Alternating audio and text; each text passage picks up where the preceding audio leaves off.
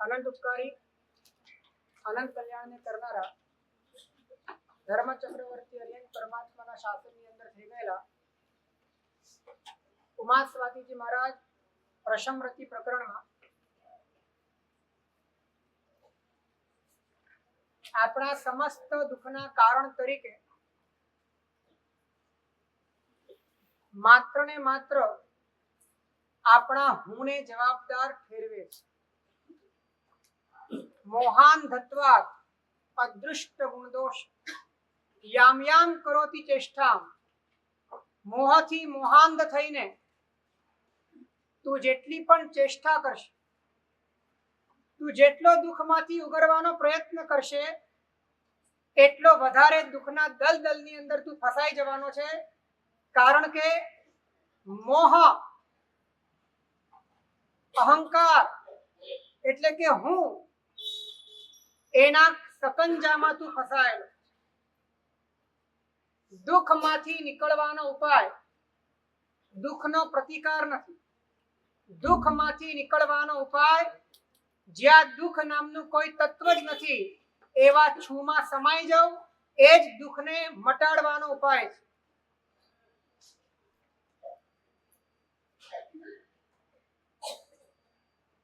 તમે છું તરીકે તમારા અસ્તિત્વ સિવાયના કોઈ પણ પદાર્થમાં જો બુદ્ધિ કરી, મતિ કરી, શ્રદ્ધા કરી, સ્વીકાર કર્યો,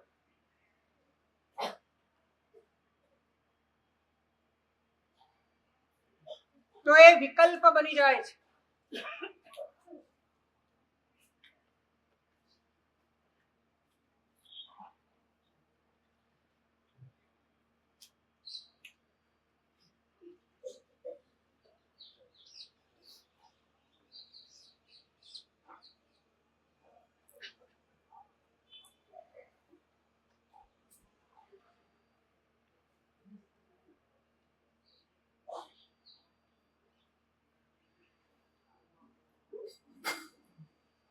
છું એ અનુભૂતિ છે અને હું એ વિકલ્પ છે. વિકલ્પનો અર્થ એ છે કે એ ન હોય તો પણ તમે હો, એનું નામ વિકલ્પ. જે ન હોય તો પણ તમે હો, એનું નામ વિકલ્પ. હું ન હોય તો પણ તમે તો હો જ. એટલે કે જે તમારામાં તમારા તરીકે વધારાનું છે એનું નામ વિકલ્પ. જે તમારી અંદર તમારા તરીકે વધારાનું છે એનું નામ વિકલ્પ. તમે જેને હું માનો છો કદાચ એ ન હોય તો શું તમારા અસ્તિત્વનો અભાવ થઈ જાય? શું તમે ગાયબ થઈ જાઓ? એટલે કે તમે તો છો જ.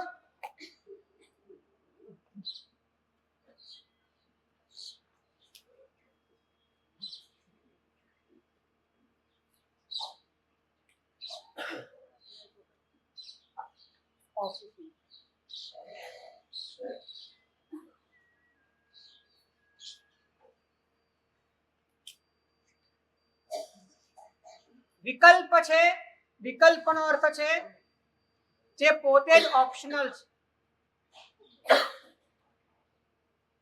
વિકલ્પનો અર્થ છે જે પોતે જ બેબુનિયાદી છે. વિકલ્પનો અર્થ છે જે પોતે જ અમૌલિક છે. વિકલ્પનો અર્થ છે જે પોતે જ કૃત્રિમ છે. જે ન હોય તો પણ તમે તો હો, એ વિકલ્પ. હું ન હોય તો છું તો છે જ.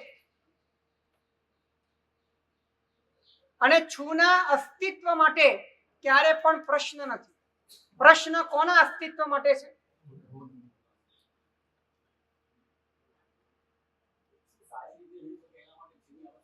હે? સારી રીતે રહી શકે એવો પ્રશ્ન છૂનો છે કે હુંનો છે? સારી રીતે રહેવું છે કોને? જે વિનાશી પદાર્થ સાથે તમે અનુસંધાન કર્યું છે, તાદાત્મ્ય રચ્યું છે, એકત્વ કર્યું છે, એને હું માનીને બેઠા છો અને એનો વિનાશ ન થઈ જાય એની કાળજી, એની ચિંતા, એની મથામણ, એનો વલોપાત તમારા ભીતરમાં પ્રગટ થયો છે અને એના કારણે અનેક પ્રકારના જંજાળ તમારા જીવનમાં ઉભા થાય છે. બધી ચિંતા હુંની છે, છું નિશ્ચિંત છે.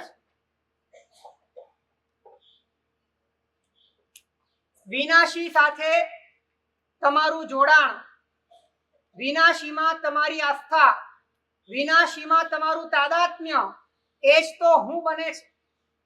અને જે પોતે જ વિનાશી છે તેને પોતાના બચાવની ચિંતા, અવિનાશી થવા માટેની અભિપ્સા અંતરમાં રહ્યા કરે છે, પણ ગમે તેટલો પ્રયત્ન કરે વિનાશી ક્યારે અવિનાશી બની ન શકે. અને ભીતરમાં સતત ને સતત આ ભય, સતત ને સતત આ ચિંતા, આ વિકલ્પો રહ્યા કરવાના કે જે અનેક કષાયોને અને અનેક સંકલ્પ વિકલ્પોને જન્મ આપશે. અને માટે જ જ્ઞાનીઓ કહે છે તું એવા અસ્તિત્વનો સ્વીકાર કર કે જે અસ્તિત્વને પોતાનું અસ્તિત્વ ટકાવવા માટે ક્યારે પણ પ્રશ્ન ના.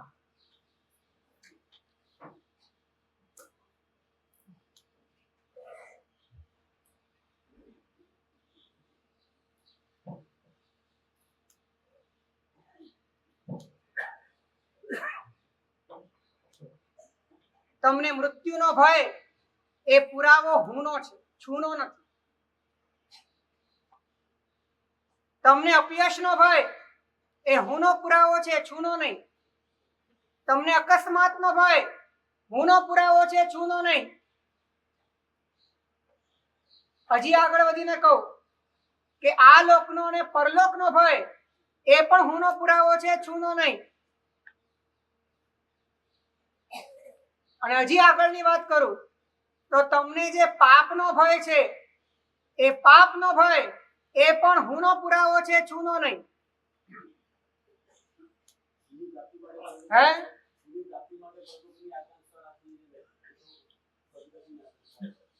જે વ્યક્તિને છૂનો સ્પર્શ થઈ જાય એનો આલોક અને એનો પરલોક અને એનો પરમલોક બધું સુખમય છે.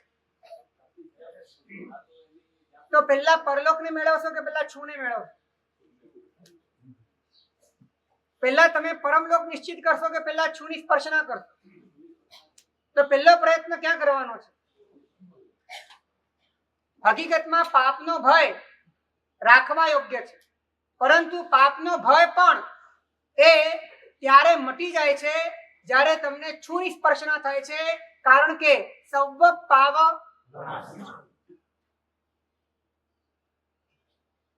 સર્વ પાપનો પ્રનાશ કરી નાખે છે.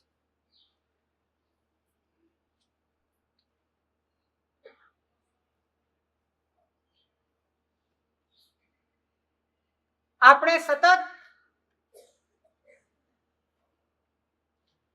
ભયના ઓછાયામાં જીવીએ છીએ, કારણ કે આપણે જેને અસ્તિત્વ તરીકે સ્વીકારીને બેઠા છીએ એના પાયા જ ડગમગતા છે. એ પોતે જ વિનાશી છે, એ પોતે જ અપૂર્ણ છે, એ પોતે જ ઉપદ્રવી છે, એ પોતે જ અધૂરું છે. અને માટે એની સાથેનું એટલું બધું તાદાત્મ્ય છે, એટલી ઘનિષ્ઠતા છે, એ જીવન લાગે છે. અને એને સાચવવા, એને પ્રતિષ્ઠિત કરવા, એને સુખી કરવા, એને અનુકૂળતાઓ આપવા જીવનની બધી શક્તિઓ વેડફાય છે. અને છતાં પરિણામ તો એ જ આવે છે કે બધું છોડીને અહીંથી નીકળી જવું પડે છે.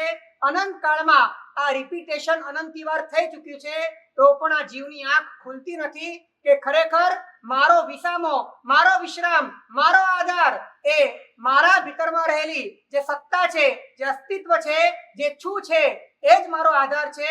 પણ નવા નવા પદાર્થો, નવા નવા સંયોગો, નવી નવી પરિસ્થિતિઓ, નવી નવી ઉપલબ્ધિઓ એના આધારે પોતાના મનથી કલ્પેલો હું એ મારો આધાર નથી.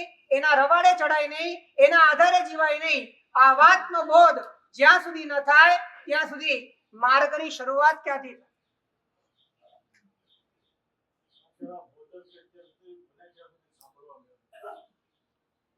આજે સાંભળવા મળ્યો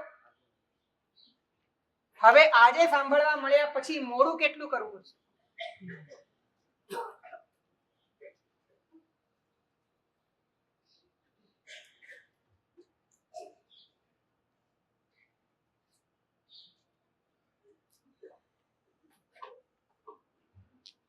તમે છો એ એટલી અદ્ભુત વાત છે,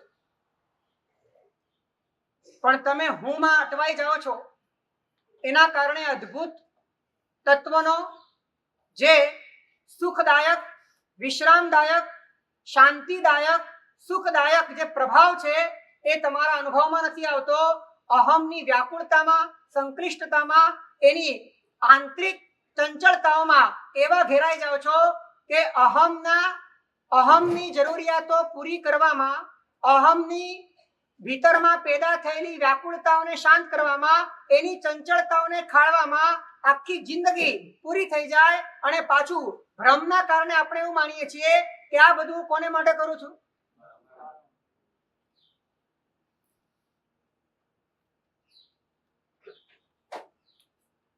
તમે તમારા માટે જે પણ કર્યું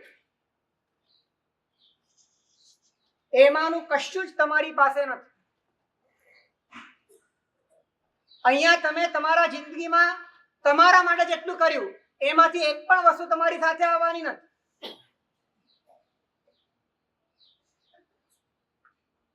સાથે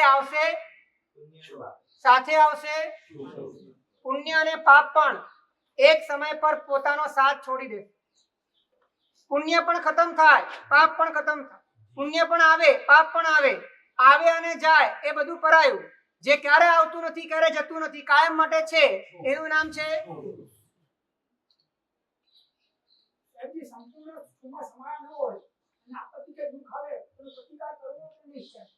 એનો પ્રતિકાર બે રીતે કરી શકો.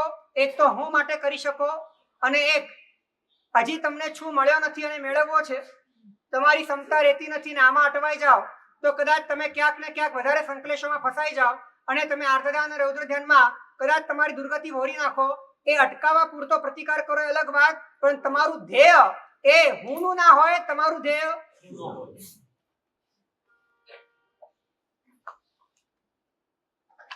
તો જેને પોતાના અસ્તિત્વને ટકાવવા માટે આંશિક પણ પ્રયત્ન કરવાનો રહેતો નથી, એવા પોતાના છૂને સમર્પિત થવાથી ભીતરમાં નિશ્ચિતતા પ્રગટે છે. નંબર 1, ભીતરમાં નિશ્ચિતતા પ્રગટે છે. તમે હવે અનિશ્ચિત નથી.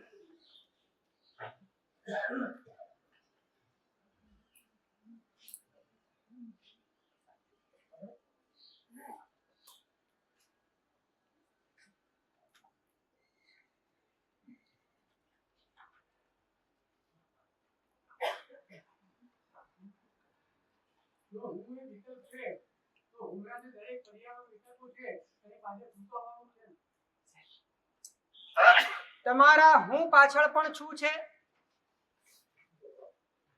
મમત્વ પાછળ પણ છું છે, ક્રોધ પાછળ પણ છું છે. તમારી સપાટીની દરેક દિવાલોની પાછળ છું પરમાત્મા સ્વરૂપે વિરાજમાન છે. તમે એ વિભાવ આવે ત્યારે સીધા બહાર પડી જાઓ છો, દુનિયા સાથે જોડાઈ જાઓ છો, પદાર્થો સાથે જોડાઈ જાઓ છો, નિમિત્તો સાથે જોડાઈ જાઓ છો. સેજ ઉભા રહી જાઓ, સેજ ઊંડા ઉતરી જાઓ તો ભીતરમાં પરમાત્મા છે.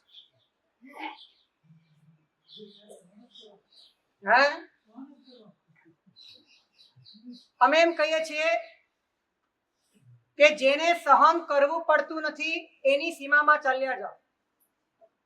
જેને સહન કરવાની જરૂરત જ નથી એની મર્યાદામાં પ્રવેશી જાઓ અને તમે જ છો. તમારું જે હોવું છે, તમારું જે બિંગ છે, તમારું જે અસ્તિત્વ છે, જે આજે પણ, અત્યારે પણ, આ ક્ષણે પણ પ્રગટપણે વિદ્યમાન છે. તમારી દ્રષ્ટિ એ શરીર સાથે, મન સાથે, ઇન્દ્રિયો સાથે તાદાત્મ્ય કરીને બેસી ગઈ છે, માટે અસ્તિત્વ સમજાતું નથી, અસ્તિત્વ અનુભવમાં આવતું નથી.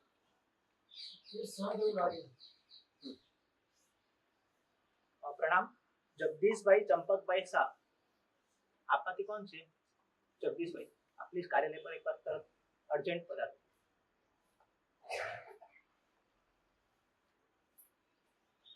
દરેક માંગણીઓ કરનાર તો હું જ છે. દરેક માંગણીઓ કરનાર હું જ છે. દરેક માંગણીઓ એટલા માટે હું કરે છે કારણ કે હું એ છુના આધારે નથી, એ હું શરીરના આધારે છે, એ હું પરના આધારે છે, એ હું અપૂર્ણના આધારે છે, એ હું અનિત્યના આધારે છે, એ પૂતગલના આધારે છે. અને માટે પૂતગલ એ તો આમ પણ સંગઠન અને વિઘટનથી બને છે, ચય અને અપચયથી બને છે, પર પદાર્થોથી બને છે. એટલે જે પોતે જ અપૂર્ણ છે એને હું માન્યા પછી માંગણીઓ તો ઊભી રહેવાની જ છે. અને માંગણીઓ લાવવા માટે વિભાવ જોઈએ. એ વિભાવ એને સક્સેસ કરવા માટે વિષયો જોઈએ. એ વિષયોને સક્સેસ કરવા માટે પુણ્ય જોઈએ. અને આ બધાની જરૂરિયાત આપણને આપણા ભીતરમાં લાગે છે કે નથી લાગતી?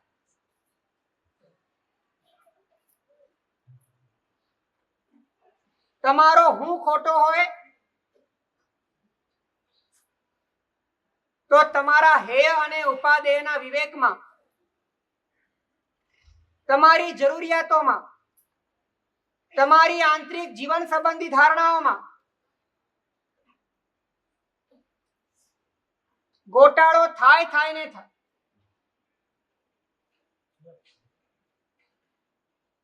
જ્યારે તમારો હું જ ખોટો છે, હું જ પૂતગલ છે, હું એ શરીર જ છે, તો હવે શરીરના સુખો એ મને જોઈએ જ. અને સુખો ભોગવવા માટે રાગ પણ મને જોઈએ. ભલે રાગ આપણે વાતો વિતરાગની કરીએ, વિતરાગ શાસનની કરીએ, પરંતુ અંદર ખાને રાગ ન હોય તો જીવનમાં મજા શું આવે? આ મનમાં શલ્ય પડેલું છે. સાચું બોલો, તમારા જીવનમાંથી રાગ ઉડી જાય એ તમને માન્ય છે કે નથી માન્ય? તમારા જીવનમાંથી રાગ ઉડી જાય તો આ વાત માન્ય કે અમાન્ય? શું કહો છો? અત્યારની તમારી આંતરિક ભૂમિકાની વાત પૂછું છું કે તમે રાગને એક બાજુ તમે કામરાગ, સ્નેહરાગ, દ્રષ્ટિરાગ, પરિહર રૂપતિમાં બોલો છો ને, પરંતુ વાસ્તવિક રીતે આ રાગ તમારા જીવનમાંથી ચાલ્યો જાય એ તમને અત્યારની ભૂમિકામાં માન્ય છે કે નહીં?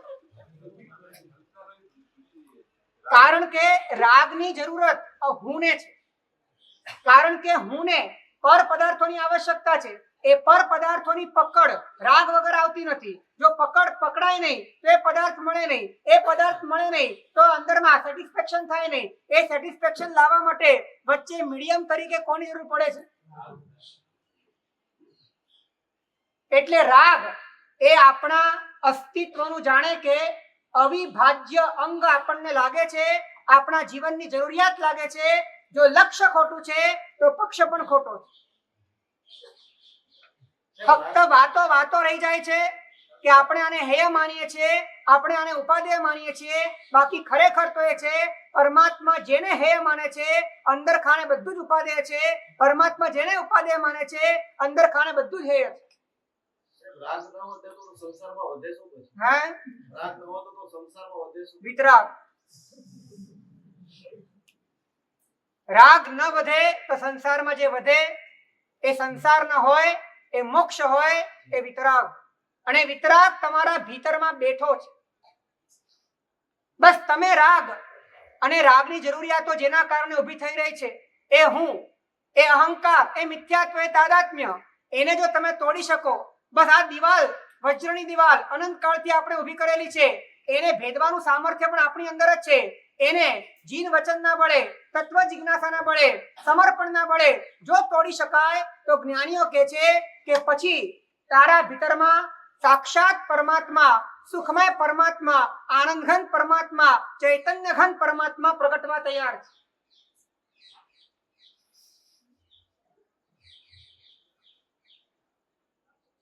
તો નંબર 1 નિશ્ચિતતા પ્રગટે છે. જસ્સે વમપ્પાઉ હવિજ્જ નિશ્ચયો ચૈજ્ય દેહમ નવધમ્મ શાસનમ તમતારી સમનો પૈલિંતી ઇન્દિયા ઉવિંતી વાયા વસુદંસણમ ગિરિમ. દશમૈકાલિકની ચુલિકામાં લખ્યું છે કે આત્મા થયો નિશ્ચિત જેહનો કે ત્યજીશ હું દેહ નહીં ધર્મ શાસન તેને ચલાવી નવી ઇન્દ્રિયો શકે ઝંઝા નીલે મેરુ મહાદ્રિને યથા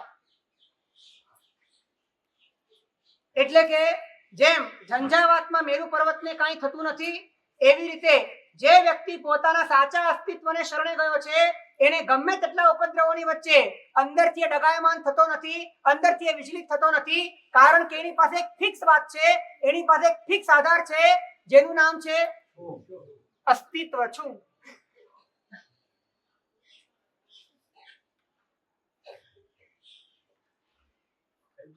પરિપૂર્ણ છે તો તેની વ્યાખ્યા શું અને જો દુનિયામાં બધે અપરિપૂર્ણતા છે એટલે છુમાં પરિપૂર્ણની વ્યાખ્યા કરી છે અને સર્વાંગી કયું શું છે?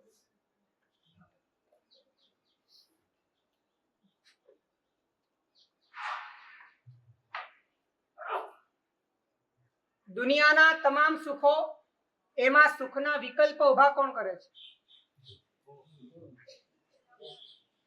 હુંનો વિકલ્પ પણ ઉભો કોણ કરે છે? હુંનો વિકલ્પ ઉભો કોણ કરે છે? એક વાત ધ્યાનમાં રાખજો કે જે કાયમ છે એ પરિપૂર્ણ છે, જે કાયમ નથી એ અપૂર્ણ છે. તો તમારા સંપર્કમાં અને તમારા સંયોગમાં જે પણ આવે છે એ કાયમ છે કે કામ ચલાઉ છે?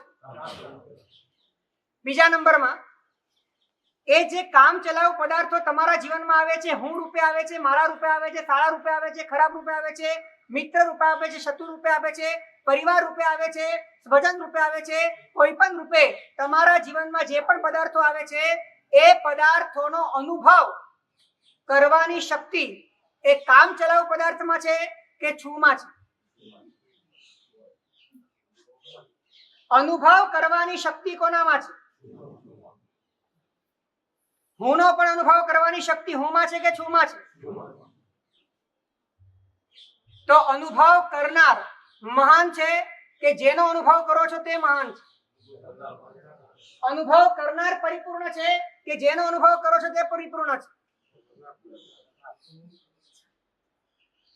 એક વાર તો નજર કરો અનુભવ કરનાર ઉપર. તમે શરીરનો અનુભવ કરો છો પણ શરીર તમારો અનુભવ ક્યારે નથી કરતું. તમે નામનો અનુભવ કરો છો, નામ તમારો અનુભવ ક્યારે નથી કરતું. તમે જેનો પણ અનુભવ કરો છો એ તમારો અનુભવ ક્યારે નથી કરતું. તો વ્યાપક કોણ છે? પરિપૂર્ણ કોણ છે? સત્તા કોની છે? એ છે માટે બધું છે, એ ના હોય તો કાંઈ ના. અને માટે જે નિત્ય છે, જે પૂર્ણ છે અને જે ભૂલી ગયા આટલી વારમાં 3 વાત કરી હતી, જે અભિન્ન છે, જે પરિપૂર્ણ છે અને જે એવું મારું પોતાનું સ્વરૂપ છે. એક વાત ધ્યાનમાં રાખજો, છું એ કોઈ અપરિચિત વાત નથી, પણ પરિચિત હોવા છતાં અપરિચિત વાત છે. આ છું એ કોઈ તમારાથી દૂર સુદૂરની વાત નથી, એ તમારા ભીતરમાં ધરબાયેલી હોવા છતાં તમારા વિકલ્પોના કારણે દૂર થયેલી વાત છે. આ છું એ કોઈ અજનબી વાત નથી, પરંતુ હુંના કારણે વિકૃત થયેલી ચેતનામાં એ આશ્ચર્યકારી લાગે છે.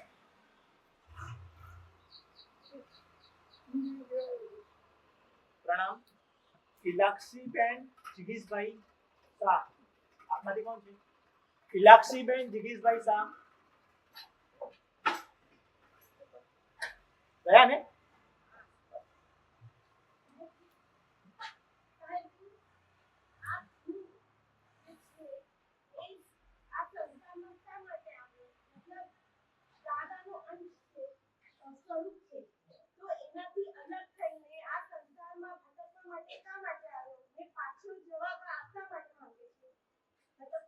સૌથી પહેલા તો એ પહેલેથી છે, એ આવ્યો નથી. પણ એ છે તો સંસારમાં કેવી રીતે આવે? આ વાત જ, આ પ્રશ્ન જ અસ્થાને છે, કારણ કે એ પહેલા મુક્ત હતો અને પછી બંધાયો એવી વાત નથી. એ પહેલેથી બંધાયો છે. અને આને માટે શાસ્ત્રકારો સોનાની ખાણમાં રહેલી માટી અને સોનાનું દ્રષ્ટાંત આપે છે. સોનાની ખાણમાં માટી અને સોનું બંને પહેલેથી જ સાથે છે. એને પહેલા સોનું જુદું હતું, પછી એને માટીમાં મિક્સ કર્યું અને પછી ફરીથી એને માટીમાંથી એને પ્યોરિફાય કરવામાં આવ્યું. આવી કોઈ વાત નથી.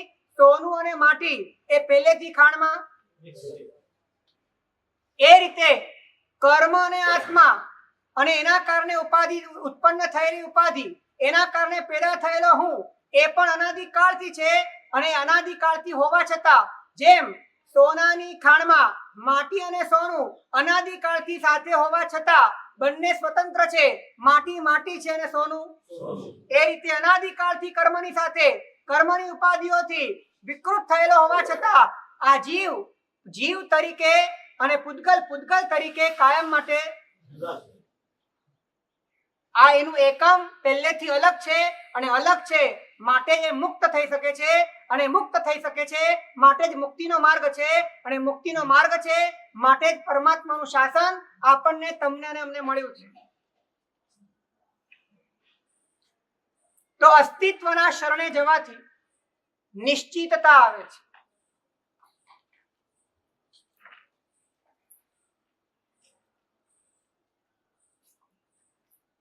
પરમાત્માના શાસન અંગે, શાસનની પ્રણાલિકા અંગે, શાસનના ત્યાગ અને વૈરાગ્ય અંગે, શાસનમાં પરમાત્માએ બતાવેલી જીવનશૈલી અંગે કદાચ તમને કોઈ ભરમાવી દે અને તમને કોઈ રવાડે ચડાવી દે, ભૌતિકતાના આકર્ષણોથી કે અન્ય મતોથી તમને પ્રભાવિત કરી દે, તો તમે થઈ શકો, કારણ કે હજી તમારા ભીતરમાં નિશ્ચિતતા નથી. પરમાત્માની આજ્ઞાઓ જે સંબંધમાં, જે સંદર્ભમાં, જેને પામવા માટે, જે પામ્યા પછી એમાં રહેવા માટે છે, એને આપણે હજી સમજ્યા જ નથી. માટે નિશ્ચિતતા નથી આવી. યાદ આવે આર્દ્ર કુમાર કે જન્મ્યા હતા આરબ દેશમાં અને અભય કુમારથી પ્રતિબોધ પામ્યા અને આર્યભૂમિમાં આવ્યા, પરમાત્માની પાસે દીક્ષા લીધી અને ત્યારે એમને છૂનો સ્પર્શ થઈ ગયો. અને છૂની સ્પર્શના થયા પછી પરમાત્માની દરેક આજ્ઞાનું માળખું એના યથાર્થ સ્વરૂપમાં એને સમજાય ગયું. પરમાત્માની બધી આજ્ઞા તમારા આત્મા સુધી પહોંચવા માટે છે અને આત્મામાં સ્થિર રહેવા માટે છે. જેને આત્મા નથી સમજાતો એને આજ્ઞા સમજાતી નથી. અને કદાચ આજ્ઞા સમજાય તો એ આજ્ઞા પણ એ અહંકાર માટે સમજાય છે. અહંકાર કરવા માટે આજ્ઞાનો વપરાશ કરે છે. આજ્ઞાથી પણ અહંકાર કરે છે. આજ્ઞા પાડીને પણ હું આજ્ઞા પાડું છું એવું ઢંઢેરો પીટે છે. અને જો કોઈ આજ્ઞા નથી પાડતું તો એના માથા ઉપર ચડીને એને પીટે છે કે તું કેમ આજ્ઞા પાડતો નથી.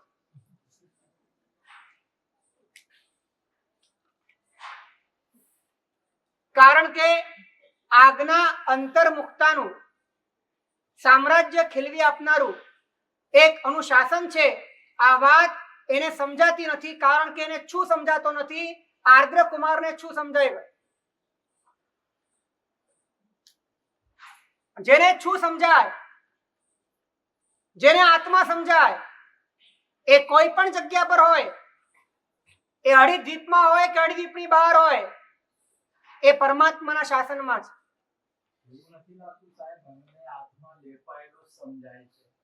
લેપાયેલો તો અભવ્યને પણ સમજાય છે.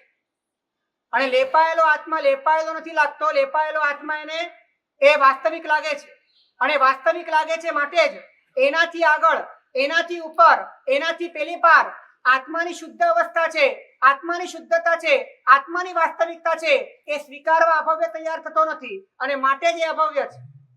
જેને અશુદ્ધ આત્મામાં પણ શુદ્ધ આત્માનો સ્વીકાર થાય અને પોતાની શુદ્ધતાને પ્રગટ કરવાનો અંદરમાં મનોરથ જાગે, જ્ઞાની કે છે ભવ્ય છે.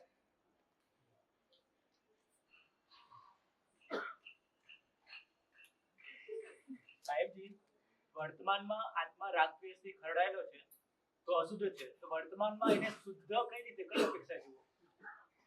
આત્મા વર્તમાનમાં અશુદ્ધ પણ છે અને આત્મા વર્તમાનમાં શુદ્ધ પણ છે. આત્મા વર્તમાનમાં શુદ્ધાશુદ્ધ છે. જો આત્માને વર્તમાનમાં અશુદ્ધ માનીએ અને ભવિષ્યમાં શુદ્ધ માનીએ તો એનો અર્થ એ છે કે એ શુદ્ધતા એની પોતાની નથી, એ શુદ્ધતા બહારથી આવવાની છે. તો એ શુદ્ધ ક્યારે થઈ નહીં શકે, અને થશે તો પણ બાહ્ય પરિબળોથી થશે એવું માનવું પડે. વર્તમાનમાં આત્મા અશુદ્ધ છે એવું માનીએ, એની સાથે વર્તમાનમાં જ આત્મા શુદ્ધ છે એવું માનવું પણ અનિવાર્ય છે. આત્મા સ્વભાવથી શુદ્ધ છે અને આત્મા વિભાવથી અશુદ્ધ છે. આત્મા દ્રવ્ય સ્વભાવે શુદ્ધ છે, આત્મા પર્યાય સ્વભાવે અશુદ્ધ છે. આત્મા પોતાની સ્વાભાવિકતાથી શુદ્ધ છે અને પોતાની વૈભાવિકતાથી અશુદ્ધ છે. અને શુદ્ધતા પણ જે કાળમાં છે એ જ કાળમાં અશુદ્ધતા છે, અશુદ્ધતા જે કાળમાં છે એ જ કાળમાં શુદ્ધતા છે. મારે પૂછવું છે કે અશુદ્ધ આત્મા એ જો સર્વથા અશુદ્ધ હોય અને ભવિષ્યમાં જ શુદ્ધ થવાનો હોય તે વર્તમાનમાં શુદ્ધ કોના જોડે થાય? અશુદ્ધતાને કારણે તે અશુદ્ધતાને કાઢે કોના જોડે? અંદરમાં રહેલા એટલે અશુદ્ધિથી અશુદ્ધિ નીકળે. સંભાવના એ સંભાવ શું છે? અને સંભાવ પ્રગટે શેનાથી? હા, પરમાત્માની કૃપા. એટલે શું?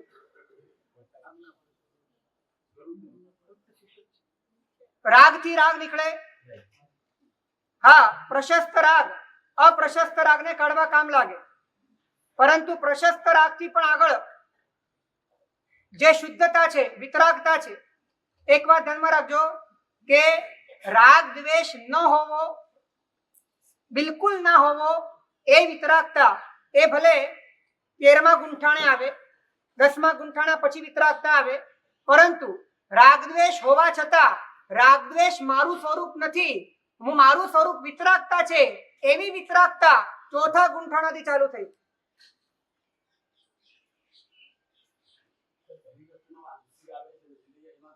એ પરોક્ષ છે, પ્રત્યક્ષ છે 4થા ગુંઠાણાથી. તો માત્ર આત્મા અશુદ્ધ હોય તે શુદ્ધ કોના જોડે થાય? અને માત્ર આત્મા શુદ્ધ જ હોય તો પછી શુદ્ધ થવાનો પ્રયત્ન શા માટે કરવાનો? માટે આત્મા એકાંતે શુદ્ધ પણ નથી અને આત્મા એકાંતે અશુદ્ધ પણ નથી. આત્મા કેવો છે?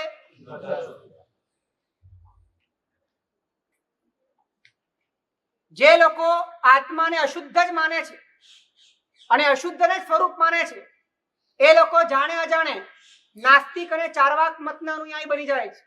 અને જે લોકો આત્માને એકાંતે શુદ્ધ જ માને છે અને જે લોકો એ શુદ્ધ સ્વરૂપમાં સેજ પણ અશુદ્ધિ ક્યારે આવી જ નથી એવું માને છે, ભવિષ્યમાં પણ આવવાની નથી એવું માને છે, અને એના કારણે પુરુષાર્થ કોને માટે કરવો આ જ પ્રશ્ન ઉભો રહી જાય છે. તો એ જ્ઞાની કહે છે કે વેદાંત અને સાંખ્ય મતમાં એનો પ્રવેશ થઈ જાય. પરંતુ જે શુદ્ધ અને અશુદ્ધ એક જ કાળે એક જ સમયમાં આત્મા એ સ્વભાવથી શુદ્ધ પણ છે અને વિભાવથી અશુદ્ધ પણ છે, એવો આત્મા એક જ કાળે છે. અગર તું અશુદ્ધ સ્વરૂપનું સેવન કરે છે તો તારી અશુદ્ધિ વધવાની, અને જો તું શુદ્ધ સ્વરૂપનું સેવન કરે છે તો તારી શુદ્ધિ વધવા.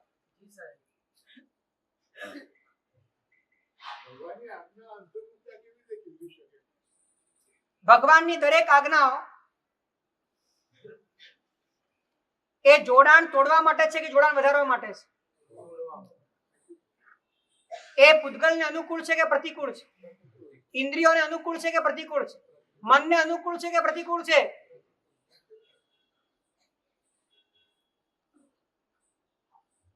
બારે બાર તપ લઈ લો, પાંચે પાંચ મહાવ્રત લઈ લો, બારે બાર ભાવનાઓ લઈ લો, એક પણ વાત ઇન્દ્રિય અને મનને અનુકૂળ છે જ નહીં. મન એમ કે છે કે મૃત્યુનો વિચાર કેમ કરવાનો, અત્યારે ખાઈ પીને જલસા કર, અત્યારે જે છે એને માણી લે. પરમાત્મા કે છે પળે પળ અનિત્ય ભાવના ભાવ. સામે સુંદર વિજાતીય પાત્ર હોય ત્યારે મન કે છે કે માણી લે, પરમાત્મા કે છે અશુચિ ભાવના ભાવ. તારી પાસે ચારે બાજુ પુણ્યનો વૈભવ હોય ત્યારે પરમાત્મા કે છે કે આ વસ્તુ તારાથી જુદી છે એવું ચિંતન કર, અન્યત્વ ભાવના ભાવ. અને ત્યારે મન કે છે અત્યારે રાચી માચીને મજા કરી લો, હે પુણ્યથી બધું આવે છે શા માટે?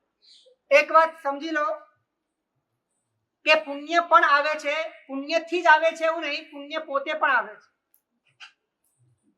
અને માટે જે આવે છે અને જે જાય છે, અને જેનાથી આવે છે અને જેનાથી જાય છે, એમાંથી એક પણ વસ્તુ તારું સ્વરૂપ નથી. ન પાપ તારું સ્વરૂપ છે, ન પુણ્ય તારું સ્વરૂપ છે.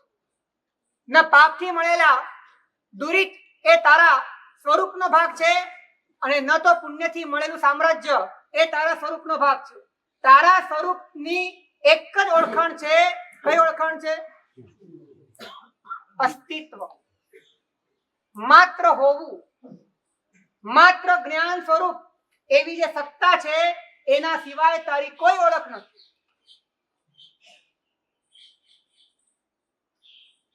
સાહેબ, ભગવાને દર્શન, જ્ઞાન, ચારિત્રની આરાધના બતાવી, બરાબર. એનાથી પુણ્ય પણ આવે છે, જે છે. પણ એવી કોઈ આરાધના છે કે જેમાં હું આપણને ઓળખાઈ જાય, કે એ પોતે સ્વયં જ ઊભી કરવી પડે? સૌથી પહેલા સમજી લો કે ભગવાને પુણ્ય બાંધવા માટે ધર્મની સ્થાપના કરી નથી. પુણ્ય બંધાઈ જાય એ ખેતી કરતા કરતા ઉગી ગયેલા ઘાસ જેવી ઘટના છે.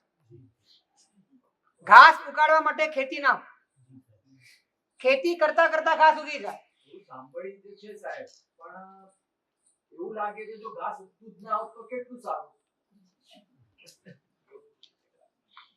જો તમે ખેતી કરતા હોત તો કેટલું સારું. તમે ખેતી નથી કરતા માટે ઘાસ ઉગે છે. છું સુધી પહોંચવાના સાધન છું ઉપર દ્રષ્ટિ કર્યા વિના વાપરો. ફરીથી, છું સુધી પહોંચવાના સાધન છું ઉપર દ્રષ્ટિ કર્યા વિના વાપરો. એટલે કે ત્યાગ, વૈરાગ્ય, સંયમ, તપ, અંતર્મુક્તા માટેના જેટલા પણ પરિબળો છે, જેટલા પણ પરમાત્માએ બતાવેલા નિયમો છે, અનુષ્ઠાનો છે, વ્યવસ્થાઓ છે, આ બધા છું સુધી બહારથી સમેટાઈ અંદરમાં સમાઈ જવા માટે એક વ્યવસ્થા છે. છું સુધી પહોંચવા માટેના સાધન છું તરફ દ્રષ્ટિ કર્યા વિના વાપરો. નહીં સમજાયું? એટલે હું તમને એમ પૂછવા માંગુ છું કે આયમ બિલ શેને માટે કરવાના હતા? અનાસક્તિ શેને માટે હતી? હે, અનાસક્તિ એ તમારા મનને અને ઇન્દ્રિયોને કંટ્રોલ કરવા માટે હતી. મન અને ઇન્દ્રિયોને કંટ્રોલ, નિગ્રહ શેને માટે કરવાના હતા? કેમ કે એના માધ્યમે બહિર્મુક્તા આવતી. બહિર્મુક્તા શું કરતી હતી? વિકલ્પો કરતા હતા. વિકલ્પો શું કામ કરે છે? તમને તમારા રિયાલિટીથી, તમને તમારી વાસ્તવિકતાથી એ દૂર રાખવાનું કામ કરે છે. તો આયમ બિલનો મૂળ આશય છુમાં પ્રસ્થાપિત થવાનો છે, છુની સ્પર્શના કરવાનો છે, છુમાં સમાઈ જવાનો છે, સમતા ભાવમાં રહેવાનો છે, વિતરાગ ભાવમાં રહેવાનો છે. હવે આ ધારા ખબર નથી, આ આશય ખબર નથી, છું ઉપર દ્રષ્ટિ જ નથી, છુની કોઈ વાત જ નથી, છુનું કોઈ લક્ષ્ય જ નથી. પણ છું સુધી પહોંચવા માટે વિતરાગે જેટલા સાધન બતાડ્યા એ દરેક સાધનનો ઉપયોગ કદાચ કરી લીધો. તો સાંભળી લો પહેલા, તો એનાથી પુણ્ય તો બંધાશે. કારણ કે વિકલ્પોને દૂર કરવાની સામગ્રીનો ઉપયોગ કરવાથી તમારું પુણ્ય તો બંધાય છે. પણ નિર્વિકલ્પના આશ્રય વિના, નિર્વિકલ્પની દ્રષ્ટિ વિના, નિર્વિકલ્પના શરણ વિના, નિર્વિકલ્પની આસ્થા વિના માત્ર વિકલ્પોને દૂર કરવાની સામગ્રીનો જે ઉપયોગ કર્યો એનાથી વિકલ્પો ઓછા થશે, વિકલ્પો ખતમ નહીં થાય. અને ઓછા થયેલા વિકલ્પો એની દ્રષ્ટિ એ છું ઉપર નથી, એ દ્રષ્ટિ છે ક્યાં છે? એ હું ઉપર છે.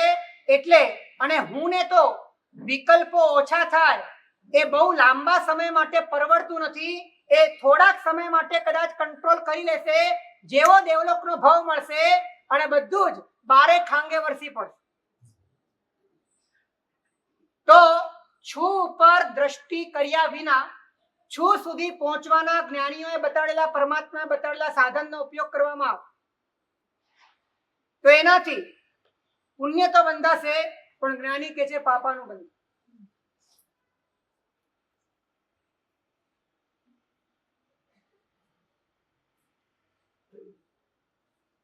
કારણ કે તને જરૂરિયાતનો અહેસાસ હજી બહારના પદાર્થોમાં થઈ રહ્યો છે. તે જે પદાર્થો છોડ્યા છે એ પદાર્થોનો ત્યાગ ભલે કર્યો છે, પરંતુ તારા ખૂણે ખાચરે એ પદાર્થોનો ભોગવટો, એ ભોગવટામાં આવતી મજા અને મજામાં આવતો આનંદ, આ બધું તને જીવનમાં એ જરૂરી લાગે છે. અંદર ખાને ખૂણે ખાચરે આ વાત બેઠેલી છે. ભલે તે ત્યાગ કર્યો, પણ વાત અંદરમાં હજી નિશ્ચિતતાની આવી નથી, સ્થિરતાની આવી નથી, સંભાવની આવી નથી, છુની આવી નથી. અને માટે એ સાધનોનો ઉપયોગ તે અનંતિવાર કર્યો અને અનંતિવાર તે શું બાંધ્યું? કેવું બાંધ્યું? પાપાનું બાંધ્યું.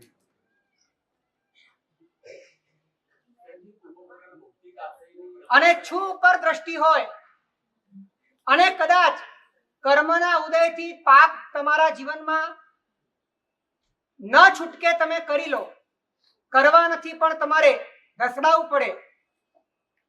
અંદરમાં તમારું આકર્ષણ એ વિતરાગતાનું હોય, પણ બહારથી તમારી ચેષ્ટા રાગની હોય. સંકિતી જીવો માટે આવું બનતું હોય છે. ત્યારે જ્ઞાનીઓ કહે છે, અપ્પોસી હોય બંધો જેણન નિધ્ધંસણં કુણઈ સંમત દિઠ્ઠી જીવો જૈવિહુ પાવમ સમાય રે કિંચી. કદાચ એને પાપ કરવું પડે તો એ પાપ પણ એ પુણ્યાનું બંધી બને છે.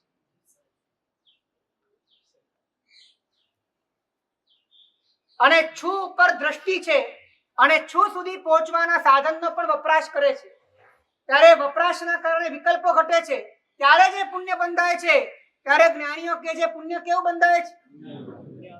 પુણ્યાનું બંધી.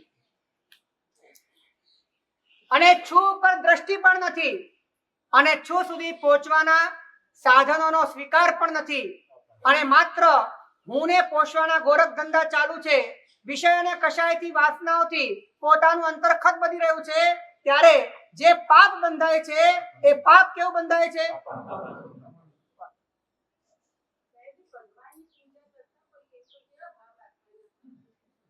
ભગવાનની પૂજા કરતી વખતે અંદર જાઓ ત્યારે ભક્ત બનીને જવાનું અને નીકળો ત્યારે ભગવાન બનીને નીકળવાનું. જાઓ ત્યારે દાસ બનીને દાસોહમ અને નીકળો ત્યારે સોહમ. જાઓ ત્યારે હું તો અવગુણનો ઓટલોજી, અવગુણનો દરિયો, મુજ અવગુણ મત દેખો. અને પોતાની આત્મનિંદા કરવી જોઈએ. પોતાનું અશુદ્ધ સ્વરૂપ એનો સ્વીકાર કરે તો શુદ્ધ સ્વરૂપને પામવાનો પ્રયત્ન થાય. પરમાત્માની આગળ પરમાત્માની શુદ્ધતા કેવી અને મારી અશુદ્ધતા કેવી એમ વિચારી મારે પણ શુદ્ધ થવું છે. પરમાત્મા શુદ્ધ કઈ રીતે થયા? પરમાત્મા પોતાના સ્વરૂપમાં લીન થયા. એ સ્વરૂપ કેવું છે? તો એમાં ન વર્ણ છે, ન ગંધ છે, ન રસ છે, ન સ્પર્શ છે, ન પૂતગલ છે, ન શરીર છે, ન મન છે, ન વિકાર છે, કોઈ વિભાવ નથી. આવું સ્વરૂપ પરમાત્માનું છે. તો એવું સ્વરૂપ તો મારા ભીતરમાં પણ છે કે નહીં? તો બોલતા કેમ નથી?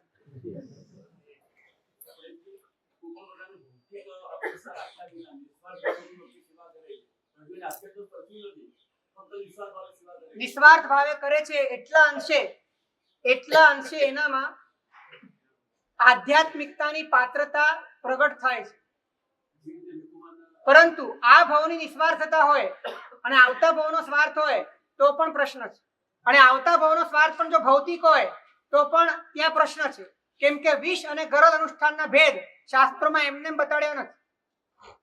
નહીં તો એ પુણ્યાનુબંધી પુણ્ય બને કે નહીં? નિસ્વાર્થ ભાવે કરેલું કોઈ પણ કાર્ય, માર્ગાનુસારીનો જીવ હોય, નિસ્વાર્થ ભાવે કોઈ પણ કાર્ય કરે તો એ પુણ્યાનુબંધી પુણ્ય બને કે નહીં? પોતાના હુંને તોડવા માટે જે પણ કાર્ય કરવામાં આવે એ પાપના અનુબંધ તોડી શકે. ફરીથી, પોતાના હુંને તોડવા માટે જે પણ કાર્ય, જે પણ સુકૃત, જે પણ અનુષ્ઠાન, જે પણ ધર્મ, જે પણ ક્રિયા કરવામાં આવે એનાથી ભીતરમાં પાપના જે અનુબંધો છે એ તૂટવા લાગે. નિરણુ બંધેવા ભગ્ગ સામર્થ. હે? છુની ખબર કદાચ શબ્દોમાં ખબર ના હોય પણ સંવેદનામાં ખબર પડવા માંડી હોય, કદાચ અભિવ્યક્તિમાં ન હોય અનુભૂતિમાં આવી ગઈ હોય, અને એનું લક્ષણ એ છે કે એને બહારની બધી વાતો એ હવે બહુ વજનદાર ન લાગતી હોય, બહુ સામાન્ય લાગતી હોય, એમાં બહુ ઝંઝટ કરવા જેવી લાગતી ન હોય, એમાં બહુ પડવા જેવું લાગતું ન હોય, એને બહુ ખેંચવા જેવું લાગતું ન હોય, બહુ તાણવા જેવું લાગતું ન હોય, 2 ક્ષણમાં 5 ક્ષણમાં વાત પતી જાય એવો જ જેનો ઉમળકો હોય, નિશ્ચિંત થવા માંગતો હોય, છૂટવા માંગતો હોય, આવી જેની આંતરિક સ્થિતિ હોય તો સમજવું કે એના ભીતરમાં ક્યાંક ને ક્યાંક વાત ખબર પડી રહી. જે વ્યક્તિ જેટલો આગ્રહી એ વ્યક્તિને છુની સમજણમાં એટલો મોટો અંતરાય છે. આગ્રહ એ સમ્યક દર્શનનો સૌથી મોટો અંતરાય છે. કારણ કે આગ્રહ એ તમારા અહંકારની દિવાલોને મજબૂત કરે છે, તમારા અહંકારના પાયાને ભરે છે, તમારા અહંકારને પ્રસ્તુત કરવાનું કામ કરે છે, પ્રસ્તુત કર્યા પછી ટકાવી રાખવાનું કામ કરે છે, ન ટકે તો પ્રતિકાર કરવાનું કામ કરે છે. આગ્રહ અધ્યાત્મ સારમાં મહોપાધ્યાયજી કહે છે કે મિથ્યાત્વ જતા પહેલા કોઈ દુર્ગુણ જાય તો એ દુર્ગુણનું નામ છે આગ્રહ. મિથ્યાત્વ દાવા નલવારી વાહ અસત્ગ્રહ ત્યાગ મુદાહરંતિ. મિથ્યાત્વ રૂપી દાવા નળને ખતમ કરનાર જો કોઈ વાદળું હોય તો એ વાદળાનું નામ અસત્ગ્રહનો ત્યાગ છે, આગ્રહનો ત્યાગ છે.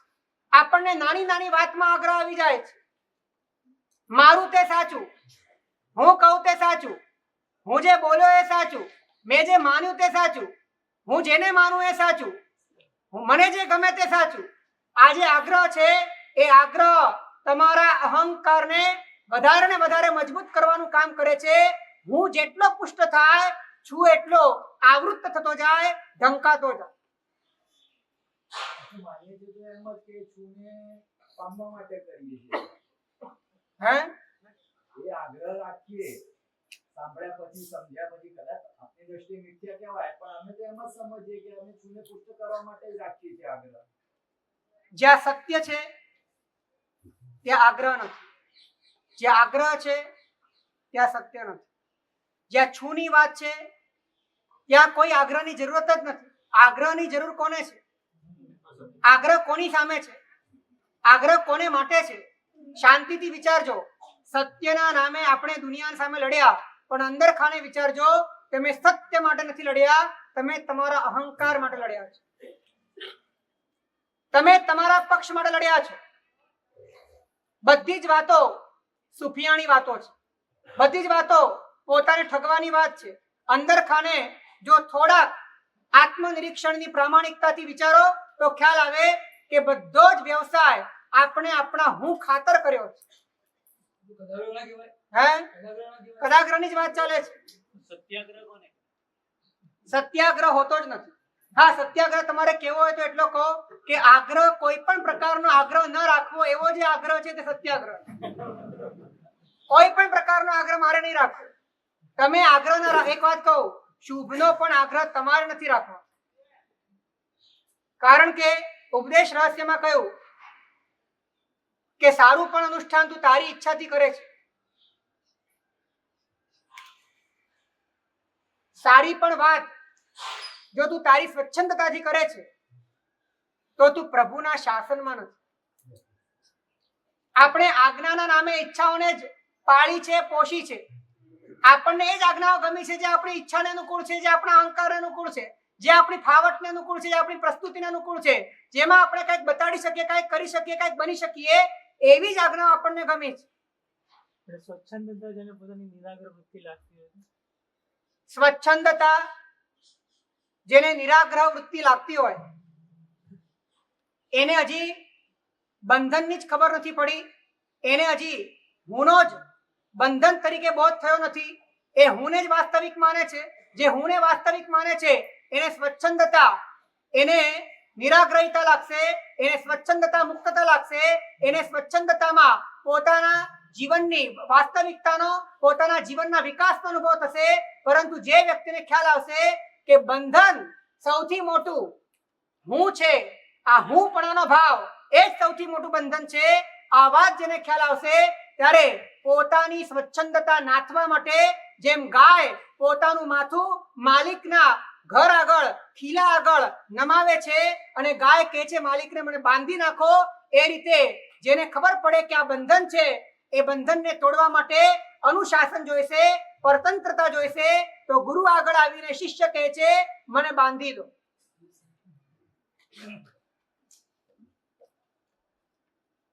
આ 1100 ગાયો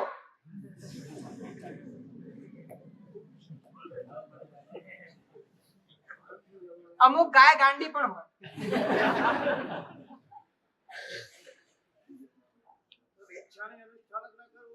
શું કહો છો? ઈચ્છા યોગ અને ઈચ્છા દોષ બેમાં બહુ મોટો ફરક છે. જ્યાં ઈચ્છાની પ્રધાનતા નથી પણ આજ્ઞાની પ્રધાનતા છે ત્યારે યોગ ઈચ્છા યોગ બની જાય છે. જ્યારે આજ્ઞાની પ્રધાનતા નથી પણ ઈચ્છાની પ્રધાનતા છે ત્યારે ઈચ્છા દોષ બની જાય છે. સાહેબજી, શરીર ઉપર ઘા પડે એ વખતે એ ઘા અસર ન કરે એના માટે અમારા સ્ટેજ ઉપર શું કરવાનું? એક વાત ધ્યાન રાખો કે ચારિત્રના ફળની આકાંક્ષા દર્શનનું ફળ મળ્યા પછી કરજો. ચારિત્રના ફળની આકાંક્ષા દર્શનનું ફળ મળ્યા પછી કરજો. તમારા શરીર ઉપર ઘા લાગે અને તમને કાંઈ ન થાય, આ ચારિત્રનું ફળ છે. પરંતુ ચારિત્ર ત્યારે આવશે જ્યારે દર્શન આવશે. અને દર્શનનો અર્થ એ છે કે પહેલા હું શરીર નથી પણ હું આત્મા છું. આ વાત ભીતરમાં જ્યારે અનુભવના સ્તરે ખબર પડશે ત્યારે દર્શન સમ્યક બનશે, અને દર્શન સમ્યક બનશે પછી ચારિત્ર સમ્યક બનશે, આચરણ સમ્યક બનશે, લીનતા આવશે, પછી શરીર ઉપર ઘા પડશે, ખબર જ નહીં પડે કે આ મને વાગ્યું છે. તમને ઉપેક્ષા થશે. ભેદ વિજ્ઞાન એ સ્થિરતાના બળે તમને ઉદાસીન ભાવમાં લઈ જશે. પણ એના માટે સૌથી પહેલા શું કરવાનું છે? અને એ માટે દર્શનને સમ્યક કરવા માટે આપણે શરણે જવાનું છે. છુના શરણે, અસ્તિત્વના શરણે. અસ્તિત્વના શરણે જાઓ ત્યારે નંબર 1 નિશ્ચિતતા પ્રગટે છે.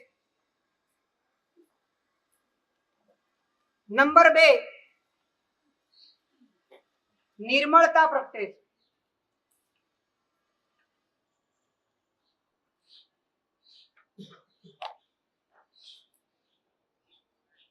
તમે શરીર છો તો એક કાયદો છે, તમે જે હો એના અનુભવ વગર તમે ના રહી શકો.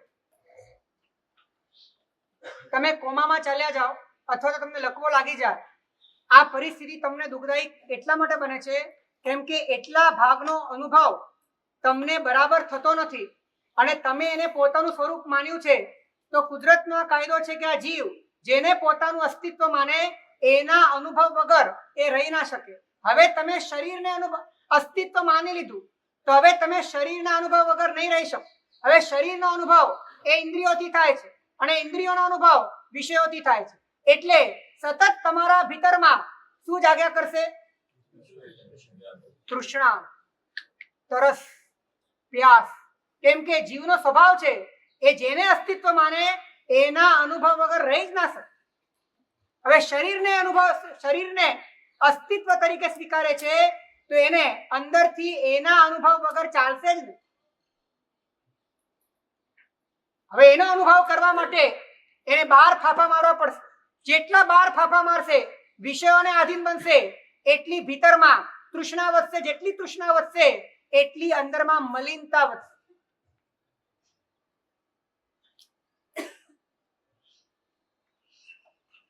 વળી આ હું તમારો એ બીજાના હું કરતા જો તમારો હું થોડોક પણ નાનો દેખાયો, ઓછો દેખાયો, લઘુ દેખાયો, પછાત દેખાયો તો પણ તમને પરવડતું નથી. કારણ કે તમને તો મૂળ છુની સગવડ અહીંયા જોઈએ છે. મૂળ છું પરિપૂર્ણ છે, અહીંયા પણ તમને પરિપૂર્ણતા જોઈએ છે.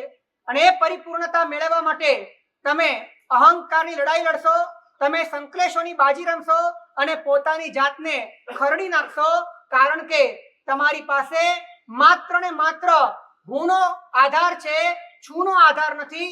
જે વ્યક્તિ છુના આધારથી જીવે છે એને પોતાનો અનુભવ કરવા માટે દુનિયાની સામગ્રીની આવશ્યકતા નથી, એને વિષયોની આવશ્યકતા નથી, એને ઇન્દ્રિયોની આવશ્યકતા નથી, એને શરીરની આવશ્યકતા નથી.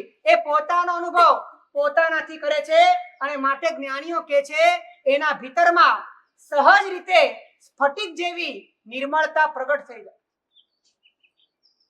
યાદ આવે છે સ્થલિભદ્રજી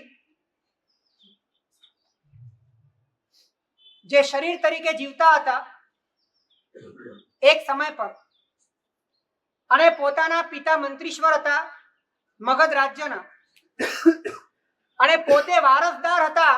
તેમ છતાં પોતાના શારીરિક અસ્તિત્વની સુખાનુભૂતિ મંત્રીશ્વર તરીકેના પદ કરતા કોષા વેશ્યાના શૈયામાં એમને વધારે લાગી અને પોતાનું ઘરબાર છોડીને 12 વર્ષ સુધી એ સુખાનુભૂતિ કરવા માટે કોષા વેશ્યાને ત્યાં પડ્યા પાથર્યા રહે. પણ જીવમાં એવી યોગ્યતા હતી કે 12 વર્ષ થયા પછી પણ એ તૃષ્ણા જ્યારે બુઝાઈ નહીં ત્યારે ખ્યાલ આવ્યો કે આ જુગાર કરતા પણ ખતરનાક વાત છે. આમાં જેટલું ઇન્વેસ્ટ કરો એટલા તમે દરિદ્ર બનો, જેટલું ખર્ચો એટલા તમે બેહાલ બનો. એક ઘટના ઘટી, પિતાનું મોત થયું. ગાદીમાં મોટા દીકરા તરીકે સ્થુલિભદ્રજીને બોલાવવામાં આવ્યા અને એક એવી પળ આવી કે આમ પણ વેશ્યાનું સુખ છોડવાનું છે અને આ મંત્રીશ્વર બનીને કડાકૂટમાં પડવું એના કરતા સુખની જ આવશ્યકતા ન રહે એવી સ્થિતિમાં ચાલ્યો જાઉં તો કેવું, સુખની જ જરૂરત ન રહે એવા સુખમાં ચાલ્યો જાઉં તો કેવું. સુખની જરૂર પડે એ સુખ નથી, સુખની જરૂર ના પડે એ સુખ છે. એ યોગ્યતા છે. એ યોગ્યતા પ્રગટે ત્યારે ભીતરમાં એ શુભ ભાવના અંકુર ફૂટે છે. રાજાએ કહ્યું કે મુદ્રાનો સ્વીકાર કરો. સ્થુલિભદ્રજીએ કહ્યું આલોચી આવો, વિચારી આવો. અને વિચારવા ગયા અને આલોચી લીધું, આલોચી લીધું. અને રાજાને સમાચાર પહોંચાડી દીધા કે મેં વિચાર કરી લીધો છે અને હવે હું અણગાર બનવા માટે સજ્જ છું. રાજાને લાગ્યું કે આ મને છળે છે, કારણ કે જે વ્યક્તિને જેમાં સુખ લાગતું હોય એ સુખ કોઈ છોડે તેને છળ લાગે. નહીં સમજ્યા?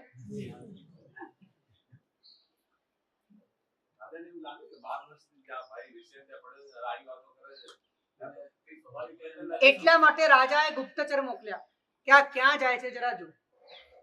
વેશ્યાના ઘર પાસેથી જ નીકળ્યા છે, પણ જાણે કે સડેલી કૂતરી બાજુમાં પડી છે, નજર પણ ત્યાં કરતા નથી અને નીકળી જાય છે સંભૂતિ મુનિના ચરણોમાં. એક વાત, કારણ કે એ ફ્રેક્શન ઓફ સેકન્ડમાં છુની વાત સમજાય ગઈ. હે, એમના ભીતરમાં પુરુષાર્થ ત્યારે થયો કે ભવિતવ્યતા હતી, અને ભવિતવ્યતા પણ ત્યારે સફળ થઈ જ્યારે પુરુષાર્થ હતો. બંને એકબીજા ઉપર આધારિત છે.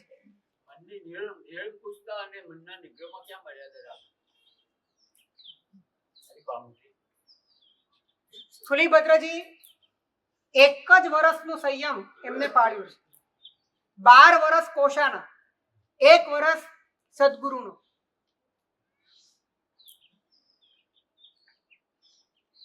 અને પોતે સુખની જરૂરત જ ન પડે એવા સુખમાં ડૂબી ગયા, પોતે જ સુખ બની ગયા. સુખને વળી સુખ શું જોઈએ એવી સુખમય સ્થિતિમાં પોતે પહોંચી ગયા, નિરાકુળતાના સામ્રાજ્યમાં પ્રવેશી ગયા. પરબ્રહ્મણી મગ્નસ્ય શ્લથા પોદ્ગલિકી કથા ક્વામી ચામી કરોન્માદા સ્ફારા દારા દરાક્વચ. પરબ્રહ્મમાં લીન થઈ ગયા. સ્થૂલીભદ્રજી જેમાં લીન થયા એ તમારી પાસે પણ છે, એ છું તમારી પાસે પણ છે.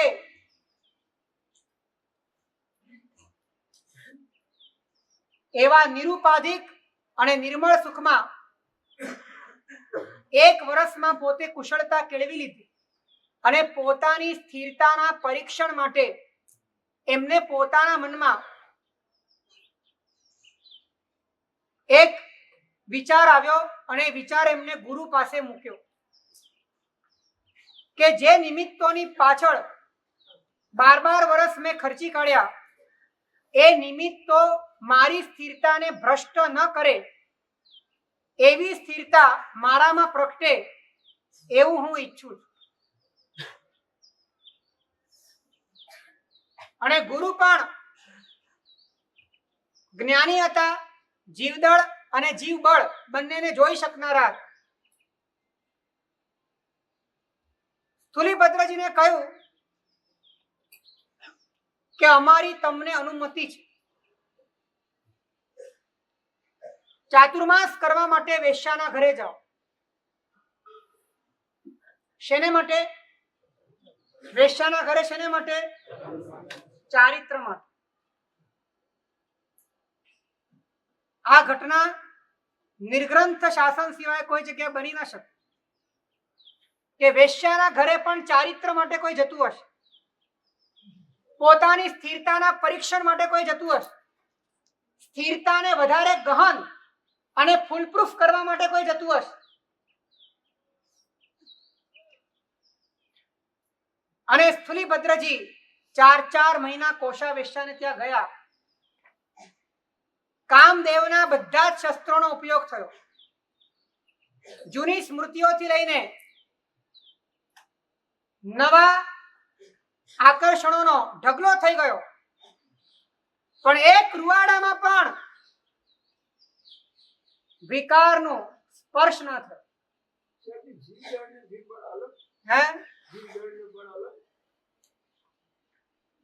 દળ એ રુચિની વાત છે અને બળ એ વીર્યની વાત છે. દળ એ રુચિની વાત છે અને બળ એ વીર્યની વાત. ઘણી વખત દળ સારું હોય પણ બળ ના હોય. તમારું દળ સારું હોય પણ તમે કહો કે અમારે પણ જવું છે તો અમે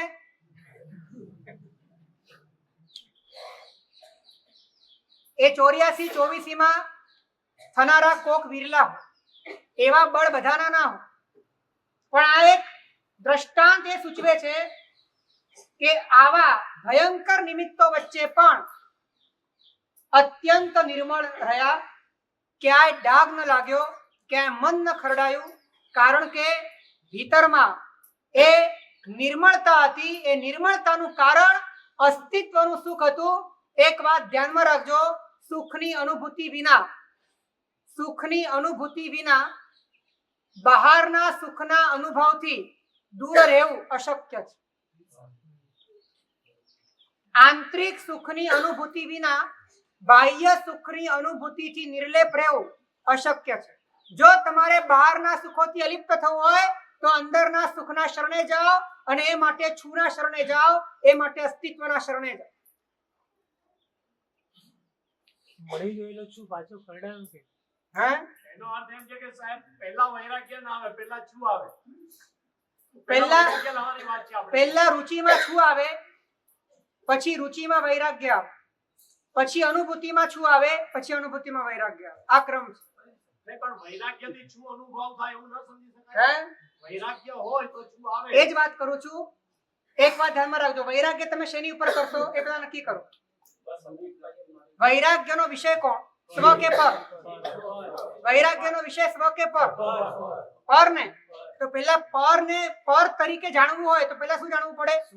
એટલે પેલા સ્વની રુચિ થાય તો પછી પરનો વૈરાગ્ય થાય.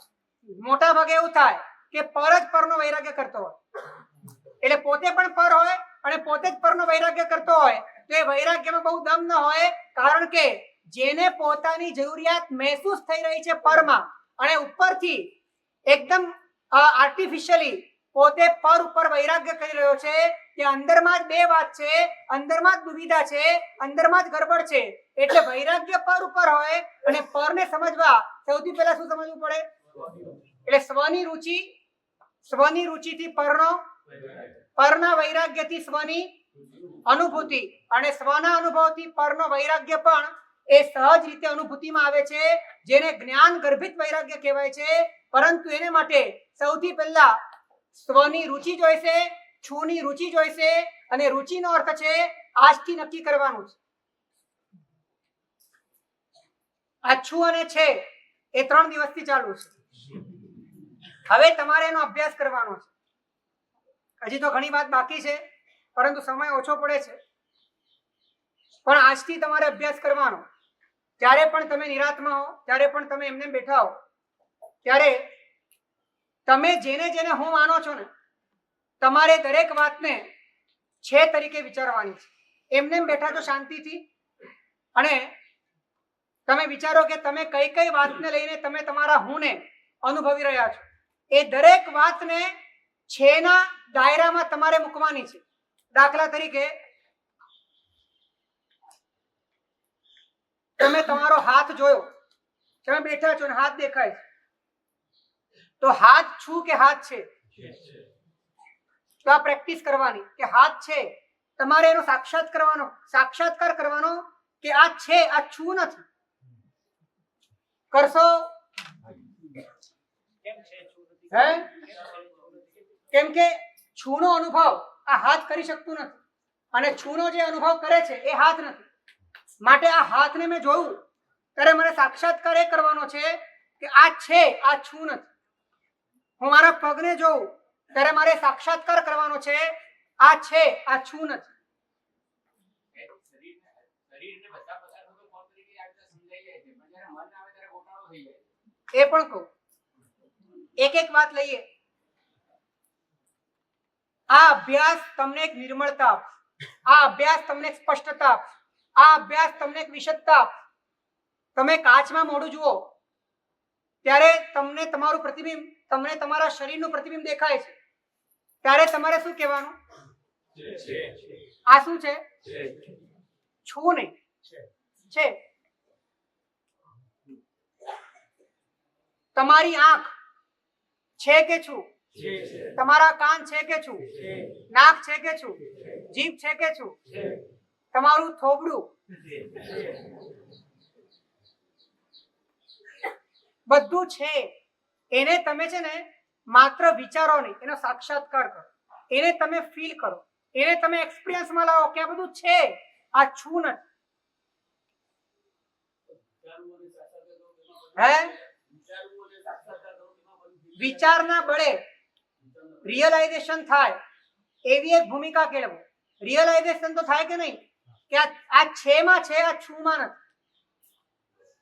હવે તમારા ભીતરમાં લાગણીઓ પ્રગટ થઈ,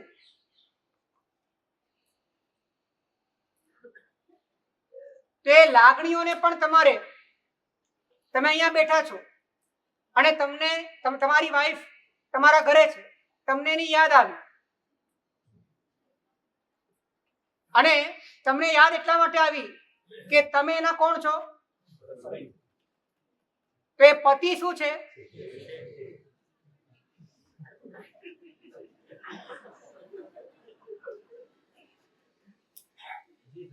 પતિ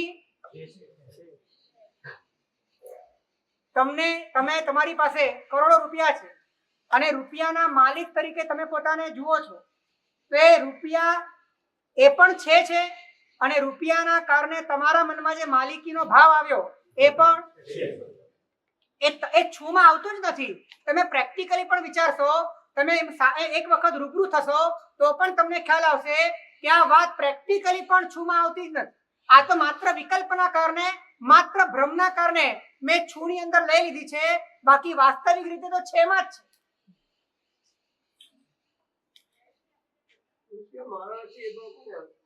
અવાજ નથી આવતો.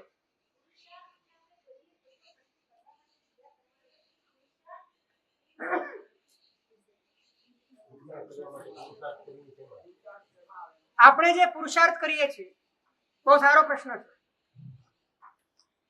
મન, વચન અને કાયાથી તમે જે પણ પુરુષાર્થ કર્યો, હવે મન, એ વચન અને કાયા, એ ત્રણે ત્રણ એ પૂતગલ છે કે આત્મા છે? અને પૂતગલ છે કે શું છે? તો જ્યારે પણ તમે મન, વચન અને કાયાથી તમે કાંઈ પણ ક્રિયા કરો, એ ક્રિયા તમારે કરવાની, પરંતુ એ કરતી વખતે પણ ધ્યાનમાં રાખવાનું કે એ શું છે? એ ટાઈમે છું શું કરે છે? હે, ક્રિયા છે કરે છે તો છું એ ટાઈમે શું કરે છે? કાંઈક કરવું એ છૂનો ધર્મ નથી, માત્ર જાણવું અને જોવું એ છૂનો ધર્મ છે.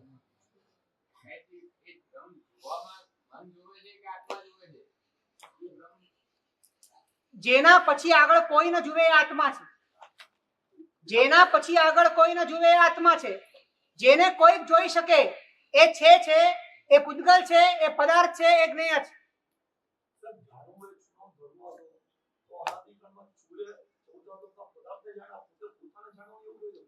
કારણ કે જાણવું એ ધર્મ એના સહજ સ્વરૂપમાં એને અનુભવ્યો નથી, એને વિકૃત સ્વરૂપ અનુભવ્યો છે. રાગથી, દ્વેષથી, કામથી, ક્રોધથી, અહંકારથી, મમતાથી એને બાહ્ય પદાર્થોને જાણ્યા છે. માત્ર જાણ, માત્ર પ્રકાશ, માત્ર સત્તા, માત્ર અસ્તિત્વ એ પોતાનું સ્વરૂપ છે. આ વાત એને ક્યારે સમજાઈ નથી.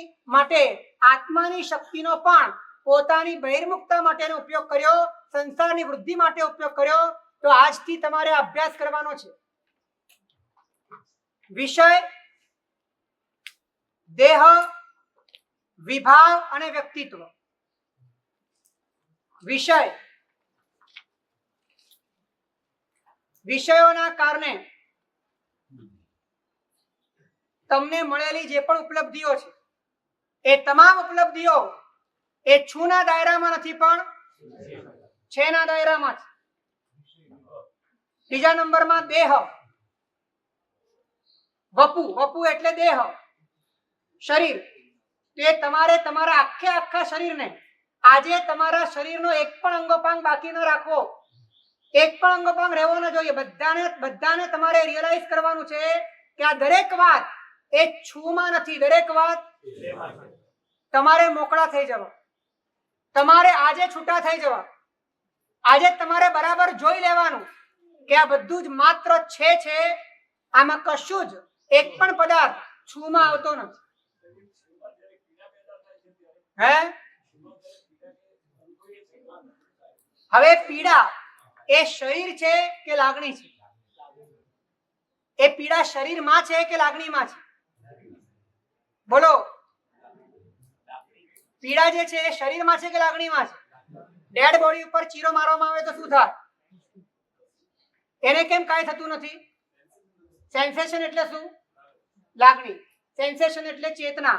જે ચેતના એ પદાર્થ સાથે સંકળાયેલી છે એનું જ નામ મન છે, એનું જ નામ વિભાવ છે. અને એની અંદર આ બધા આઘાત પ્રત્યાઘાત થઈ રહ્યા છે. તો એ વિભાવ જ્યારે તમારા ભીતરમાં પેદા થાય છે, કોઈ દુઃખ પેદા થાય છે, કોઈ કામ કે ક્રોધ પેદા થાય છે, અહંકાર પેદા થાય છે, એ ત્યારે પણ તમે એને જુઓ કે આ શું છે? તમારા મકાનમાં આટલા દિવસથી તમે છો, પણ તમારી કોઈએ નોંધ ન લીધી અને તમને ખોટું લાગ્યું, તમે નારાજ થયા. આમ તો તમે પહેલેથી વોટ્સએપની અંદર તમારા ગ્રુપને બનાવીને તમે આપેલું હતું, પણ કુદરતે એવું કરી નાખ્યું કે બધા જ ગ્રુપ વિખેરાઈ ગયા.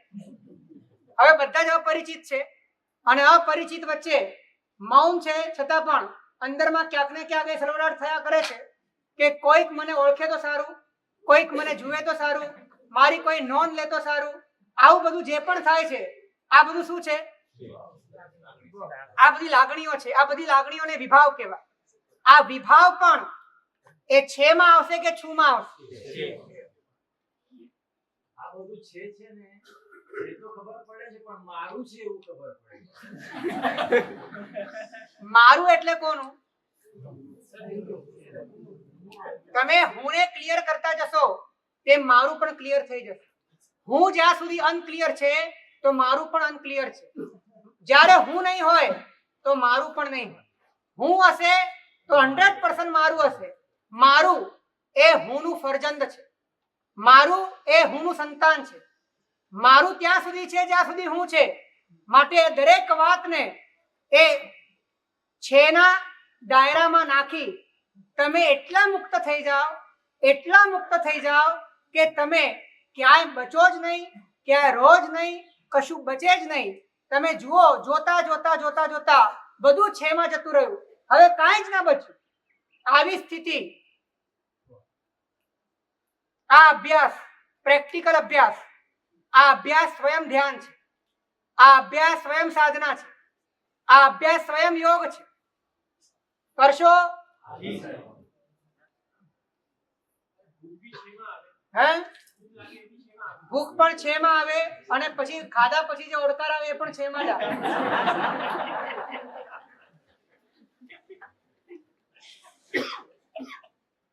છે નક્કી કરનાર જે હોય એ તો શું જ હોય. એ છે નક્કી કરનાર, ધ્યાન જાય તો એ છે નક્કી કરનાર એ શરૂઆતમાં મન હોય અને ધીરે ધીરે તમને ખ્યાલ આવે કે મન પણ છે. અને જ્યારે છેલ્લામાં છેલ્લા છે ની ખબર પડી જાય ત્યારે છેલ્લે જે બચી જાય એનું નામ શું? તો આ ભેદ જ્ઞાન કરવા માટે આ અભ્યાસ તમારે તમારા જીવનમાં કરવાનો છે. 2 વાત કરી છે, 3 વાત બાકી છે. એ આગલા સેશનમાં આપણે લઈશું. ये 4 बता रहे थे, विजय, ध्येय और विभाव.